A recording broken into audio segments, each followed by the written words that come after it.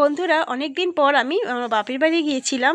অনেকগুলো বাতাবি লেবু হয়েছে গাছে, তাই বাতাবি লেবু পাড়ার জন্য উঠে গেছি ছাদে আমি, আহিল আর আমার মা। গাছ ভর্তি বাতাবি লেবু হয়েছে, কিন্তু তার মধ্যে বেছে বেছে পারছিলাম। মানে ছোট বড় সব মিলিয়ে মিশিয়ে রয়েছে। অনেক বাতাবি লেবু হয়েছে, তা বেছে বেছে পারছিলাম আমি আর মা, দেখছিলাম কোনটা ছোট কোনটা বড়। কারণ ছোটোগুলো আরও বড় হবে, সেগুলো পেরে লাভ নেই, তাই বেছে বেছে বড়গুলোই পারছিলাম। মাও পারছিল। গাছের ফল পাড়তে বন্ধুরা দারুণ মজা লাগে, আর নিজের হাতে পেরে সেই ফল খেতে যেন মনে হয় আরও সুস্বাদু।